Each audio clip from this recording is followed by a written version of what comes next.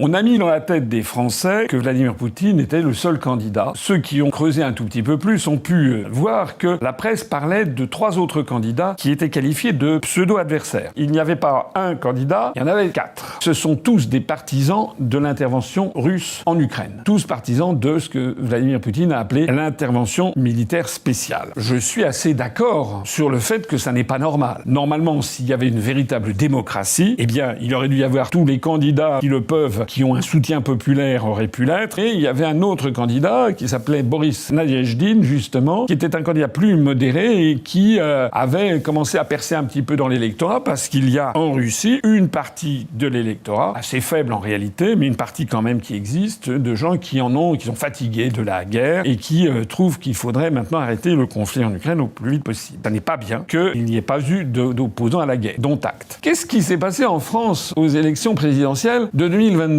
Tous les candidats étaient tous pour l'Union européenne, pour l'euro et pour l'OTAN. Et également pour l'Ukraine et contre la Russie. Moi, vous le savez, à la suite d'une manipulation énorme, où d'ailleurs il y a eu des ramifications au plus haut sommet de l'État, puisque j'ai eu plus personnellement au téléphone à 2 reprises M. François Bayrou, qui s'était arrogé le droit de donner des parrainages à ceux qui n'en avaient pas assez, eh bien, M.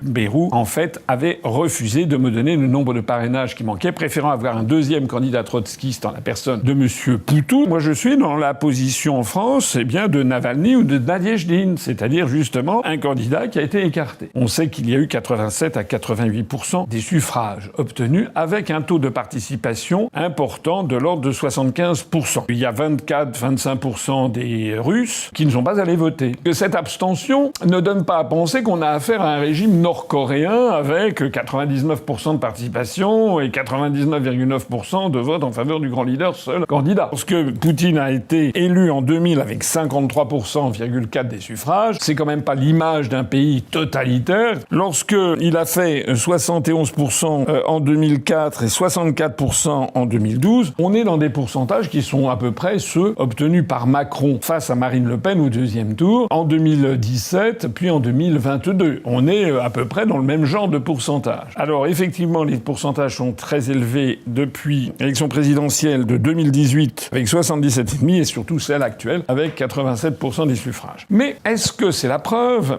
qu'il y a bourrage d'urnes ou qu'il y a une élection complètement truquée ? La situation en Russie n'est pas satisfaisante, mais on a un système qui, en fait, est à peu près comparable à ce qu'on trouve dans les pays dits occidentaux. Les gens sérieux savent qu'en réalité, Vladimir Poutine est très populaire en Russie et a fortiori en temps de guerre. C'est d'ailleurs un grand classique. Le résultat global de l'élection, Poutine, sur 99,75% des bureaux, était donné à 88% des suffrages. Un effondrement du candidat du Parti communiste vers Poutine, puisque nous sommes en temps de guerre, et donc c'est le soutien derrière le chef de la nation. Il y a eu un rassemblement massif derrière Vladimir Poutine. En revanche, dans la sphère occidentale, le président du Conseil européen, Charles Michel, s'est moqué de l'élection au moment même où elle démarrait en félicitant Vladimir Poutine pour sa réélection. M. Charles Michel, qui est président du Conseil européen, se gausse de ce que M. Poutine va être réélu avec des élections où il y a quand même 114 millions de gens qui sont convoqués aux urnes. Il y en a quand même 75% qui ont fait le déplacement. Donc les gens qui ont fait le déplacement, ils n'avaient pas un pistolet sur la tempe, puisqu'il y en a 25% qui sont restés chez eux. Donc les 75% qui ont fait le déplacement, ils ont fait le déplacement. Il est quand même assez cocasse de voir que ce monsieur Charles Michel dit cela, alors même, lui-même n'a jamais été élu par personne. Avez-vous voté, vous, pour Charles Michel ? Non, jamais. Ça, c'est 3 étoiles dans le Michelin, c'est vaut le voyage, et j'ai vu la réaction de Zelensky. Zelensky tacle un homme ivre de pouvoir qui veut régner éternellement. Il faut quand même avoir un sacré coffre pour faire ce genre de déclaration, puisqu'il devait y avoir des élections législatives au mois de novembre dernier en Ukraine et l'élection présidentielle ce mois-ci en Ukraine, et M. Zelensky a fait tout annuler. Il n'y aura plus d'élections. Il a décidé que c'était lui qui était en place. Il reproche à Poutine de se faire réélire avec des élections qui, même si elles sont certainement critiquables, je rappelle que Zelensky non seulement a annulé les élections législatives en novembre, non seulement a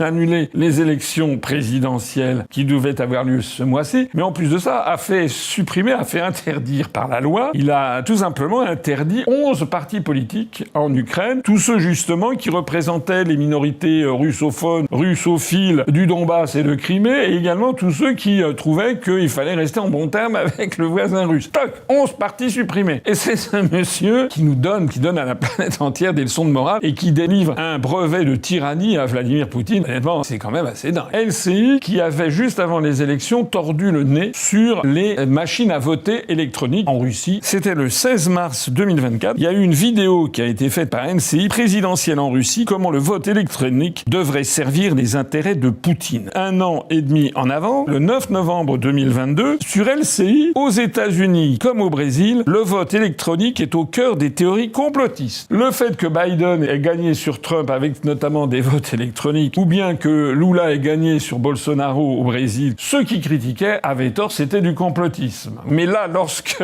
Poutine est réélu avec notamment des votes électroniques, alors là, le vote électronique a été bidouillé. Stéphane Séjourné a fait un long communiqué. La France prend acte du résultat attendu de l'élection présidentielle par lequel Poutine se maintient à la présidence de la Fédération de Russie pour un 5e mandat. Le processus électoral en Russie s'est déroulé dans le contexte d'une répression accrue à l'encontre de la société civile et de toute forme d'opposition au régime, de restrictions toujours plus fortes à la liberté d'expression et de l'interdiction de fonctionnement des médias indépendants. On dirait que c'est une description de ce qui se passe en France. Moi, je n'ai pas vu qu'en Russie, il y a eu une trentaine de Russes éborgnés dans des répressions de manifestations, comme on l'a eu pendant les Gilets jaunes. Je n'ai pas vu que processus législatif, ça a été 23 articles 49 alinéa 3 pour empêcher la représentation nationale de voter. Je n'ai pas vu les députés qui aient été empêchés de se prononcer sur la guerre en Ukraine. Je n'ai pas vu non plus que les médias soient si indépendants que ça en France. On voit que l'Élysée est à la manœuvre derrière tous les médias. C'est en fait une description de la France qu'on nous propose. Les candidats opposés à la poursuite de la guerre en Ukraine n'ont pas été admis à concourir à l'élection, réduisant significativement son caractère pluraliste. Eh bien, moi, je pourrais dire, le candidat opposé à la poursuite de la construction européenne et à la poursuite de la guerre en Ukraine, c'était moi, n'a pas été admis à concourir à l'élection présidentielle, réduisant significativement son caractère pluraliste. Les standards internationaux en termes d'égal accès des candidats aux médias durant la campagne n'ont pas été respectés. Enfin, ça, j'ai envie de me le mettre dans mon living comme ça en lettres de feu. Les standards internationaux en termes d'égal accès des candidats aux médias durant la campagne n'ont pas été respectés. Je rappelle que pendant la campagne de 2017, il y a eu le silence total sur ma candidature jusqu'à 5 semaines avant le premier tour. Et ensuite, pendant les 5 semaines avant le premier tour, lorsque les 500 parrainages ont été acquis, j'ai obtenu 0,8% du temps de parole et 0% du temps d'antenne. Alors que nous étions 11 candidats et que s'il y avait eu un égal accès des candidats comme le réclame le Quai d'Orsay, 100% divisé par 11, ça faisait 9% pour chaque candidat. Alors que M. Macron, je le rappelle, a eu 25% du temps de parole et que sa campagne à lui avait été promue par les grands médias, par les oligarques qui tiennent les médias, depuis le mois d'août 2015, lorsque Jacques Attali avait indiqué que Emmanuel Macron avait l'étoffe d'être un prochain président de la République. Les standards internationaux en matière d'égal accès des candidats aux médias durant la campagne n'ont pas été respectés. C'est d'un culot monstre, d'un cynisme de type fasciste en fait. Ensuite, la France salue le courage des nombreux citoyens russes ayant manifesté pacifiquement leur opposition à cette atteinte à leurs droits politiques fondamentaux. J'ai vu des médias qui ont annoncé qu'il y avait eu une 60aine de personnes qui avaient été arrêtées et interpellées. Je n'en ai pas vu de photos. On nous avait dit qu'il allait y avoir des files d'attente extraordinaires à midi dimanche pour montrer l'opposition. Il y a eu 2-3 files d'attente, enfin il y a eu une ou deux photos qui avaient l'air d'être des files d'attente banales. En réalité, ça s'est passé très correctement. Pour 114 millions d'habitants, c'était rien du tout. Je voudrais rappeler ici ce qui s'était passé au moment de l'élection présidentielle de 2022. Au deuxième tour, il y a eu des heurts très considérables avec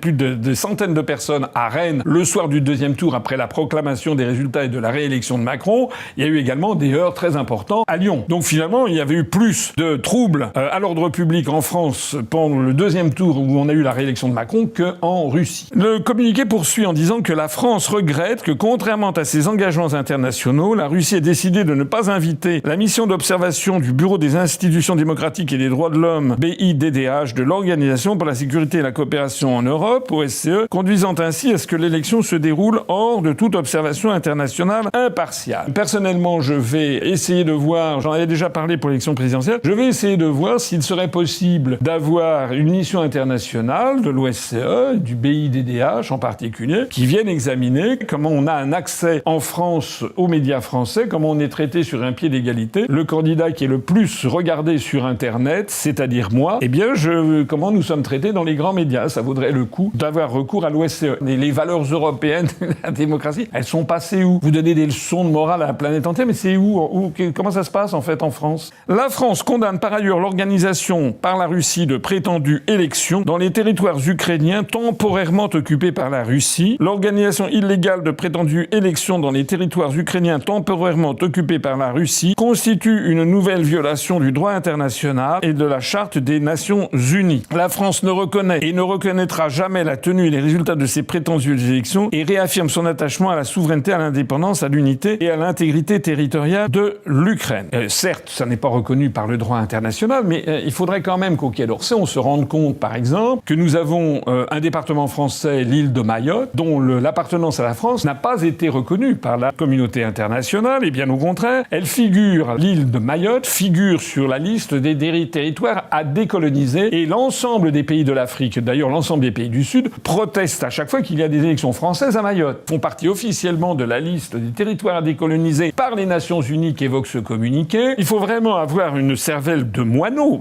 pour pondre un communiqué comme ça, sans se rendre compte du retour de bâton que cela inspire. Et que l'ensemble des chancelleries du monde, quand ils lisent ce communiqué, éclatent de rire en disant « Mais attendez, la diplomatie française se fout de la gueule du monde ». Ils reprochent à la Russie de faire ce qu'eux-mêmes font depuis des décennies. Et encore, les républiques qui ont été rattachées à la Russie ont été toujours russes depuis le XVIIIe siècle, le sud du Donbass et la Crimée. Donc vraiment, ce communiqué est absurde. Quant à l'idée selon laquelle la France ne reconnaît pas et ne reconnaîtra jamais, c'est dingue. Tout simplement parce qu'en politique, a fortiori en politique internationale, on ne doit jamais dire jamais. C'est d'une très grande sottise. Parce que le monde entier sait que la Russie ne rendra jamais ce qui lui appartient, c'est-à-dire la Crimée et le Donbass.